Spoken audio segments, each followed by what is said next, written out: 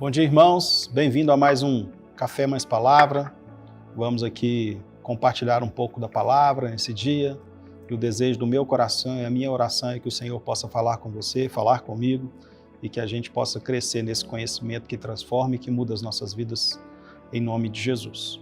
Hoje eu queria falar com vocês a respeito de um versículo aqui que tem me chamado muita atenção nos meus estudos.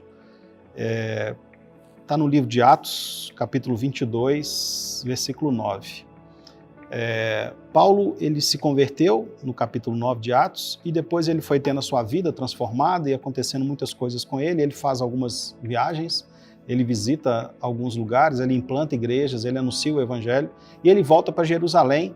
E quando ele volta para Jerusalém, ele é preso e ele vai fazer a sua defesa. Ele vai falar a respeito daquilo que ele vive agora, ele vai contar a história dele e vai fazer várias coisas, mas o que me chama a atenção é o capítulo 22 de Atos, versículo 9. Ele fala assim: os que estavam comigo viram a luz sem contudo perceber o sentido da voz que falava comigo.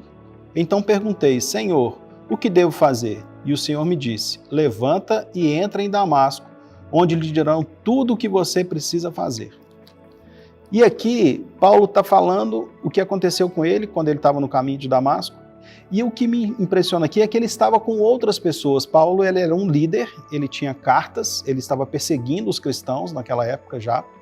E ele então, ele tem esse encontro com Jesus, e o que me impressiona é que as pessoas que estavam do lado viram aquela luz, perceberam que aconteceu algo com Paulo, mas eles não entenderam o que aquela luz, ou o que aconteceu com Paulo, com relação àquela conversa de Jesus com ele, eles não entenderam. E o que acontece muitas vezes conosco? O Senhor também, no meio de várias outras pessoas, o Senhor às vezes fala coisas específicas conosco, direções específicas para nós. E ao contrário do que acontece muitas vezes, quando a gente vai conversar com alguém, e isso às vezes acontece na própria vida, na minha já aconteceu algumas vezes, está todo mundo fazendo algo, eu faço também, e aí depois, quando eu assusto, eu vejo que eu estou fazendo algo errado porque todo mundo estava fazendo e eu acredito que aquilo pode ser certo porque está todo mundo fazendo.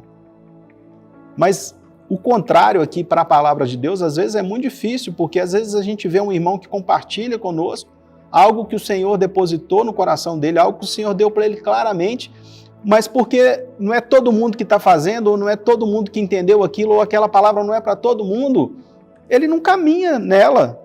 Ele se fecha naquilo e não pratica, e ele não anda naquilo que o Senhor deu para ele. É interessantíssimo aqui como que você vê a vida de Paulo mudando desde a sua conversão, ele se batizando, transformando a vida, e a gente vai ver isso depois nas cartas, ele colocando tantas coisas que agora para ele totalmente diferente daquilo que ele vivia. Foi um marco, uma virada, e Paulo realmente, a partir daquele momento, ele transformou a sua vida. Mas aquelas pessoas que estavam do lado dele, nós não temos mais referências dela na palavra. Eles não escutaram a voz de Jesus. Quem escutou a voz de Jesus foi Paulo. E talvez o Senhor tenha colocado algo no seu coração, ou esteja colocando algo no seu coração, e você tenha essa percepção de que talvez seja difícil, que talvez você vai deixar de fazer o que você faz, que talvez algo que para você é muito importante você vai ter que abrir mão, e você olha para o lado e fala assim, mas ninguém está fazendo, eu vou fazer? Você deveria fazer.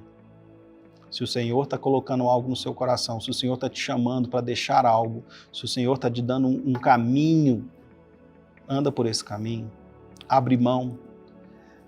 Uma das coisas mais difíceis que tem para nós é muitas vezes a gente abrir mão de algo que está nos segurando com relação ao avanço do Senhor na nossa própria vida. Uma delas é o conhecimento da própria palavra. Muitas vezes nós ainda não estamos apaixonados com Jesus ao tal ponto de querer entender quem foi Jesus. Nós não estamos apaixonados com Jesus a tal ponto de estudar o que essas pessoas que viram Jesus e conviveram com Jesus falaram a respeito de Jesus, ou trouxeram de orientações que receberam do próprio Jesus. E isso está revelado aqui na própria palavra. Quando a gente entende esse sentido, a gente quer comer essa palavra, a gente quer estar diante dessa palavra, a gente quer ler, a gente quer entender, a gente quer saber, é um amor, é algo que acontece conosco que é sobrenatural. Mas isso, infelizmente, está sendo raro. Às vezes a gente conversa com as pessoas, elas estão longe de procurar, escutar a palavra do Senhor, de se aprofundar na palavra do Senhor, de buscar um conhecimento da palavra do Senhor, de entender o contexto daquilo que está sendo apresentado como uma direção para nós através daquilo que os irmãos viveram e através daquilo que eles entenderam que Cristo queria que acontecesse. Então talvez hoje seja essa chamada para nós. O que você tem de precioso na sua vida que não deixa você fazer aquilo que o Senhor já colocou no seu coração? Nesse momento agora você está preocupado só com os seus prazeres, só com aquilo que para você te dá alegria, aquilo que de certa forma para você é algo que você não abre mão, mas está muito distante da vontade de Deus? Você está muito preocupado em fazer uma riqueza, você está muito preocupado em ser um profissional, em ter um título, em ter um reconhecimento do povo? Qual que é a sua preocupação? Qual que é o seu maior desejo? Receber louvor dos homens? Ou ser aceito por Deus? A gente vê aqui Paulo diante disso. Ele escutou essa voz. Ele entendeu o que o Senhor tinha para ele. E ele teve então uma transformação de vida. Total, total, total. E ele vai apresentar isso depois, e a gente vai ver isso em vários ensinamentos que ele dá nas cartas. E talvez isso que o Senhor tem hoje depositado no seu coração e te mostrado, você precisa também de abrir mão. Paulo chegou a tal ponto de falar que tudo aquilo que ele tinha, de um nome, aonde ele estudou, aquilo que ele fazia, a posição que ele alcançou, ele tinha aquilo tudo como perda para alcançar o Senhor. E não tem como fazer isso de forma natural. Isso a gente só faz de forma espiritual, entendendo Jesus e fazendo com que Ele seja o centro da nossa vida. Aí essas outras coisas passam a ser secundárias. Muitas vezes aquilo que o Senhor está colocando no seu coração para fazer hoje, Ele não colocou no coração da sua esposa. Muitas vezes aquilo que Ele colocou no seu coração hoje, Ele não colocou no coração do seu marido. Não colocou no coração do seu pai, no coração da sua mãe, no coração do seu irmão, não colocou no coração do seu filho, não colocou no coração do seu líder, mas o Senhor está falando com você claramente.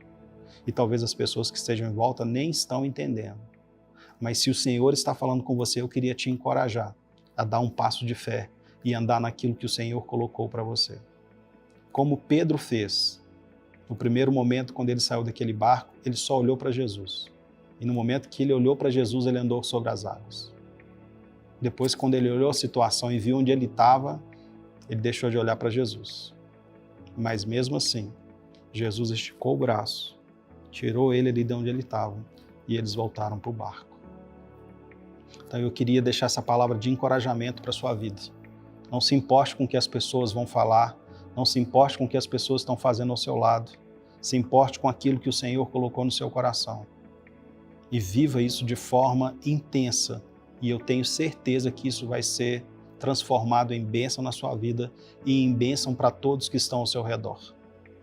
Por isso eu quero te abençoar em nome de Jesus, que o Senhor possa falar com você e te dar essa direção clara, e que você entenda isso e caminhe a passos firmes para alcançar aquilo que o Senhor tem para você. Que Deus te abençoe bastante, que você tenha aí um excelente dia e que o Senhor continue falando no seu coração. E eu também quero te encorajar a participar de uma igreja casa. Se você ainda não faz parte, procure um endereço que está perto da sua casa. A gente tem várias igrejas casas espalhadas aqui na Zona Sul, aqui perto da comunidade, nos bairros próximos. E eu tenho certeza que essa igreja casa vai ser bênção para a sua vida. Que Deus te abençoe, em nome de Jesus.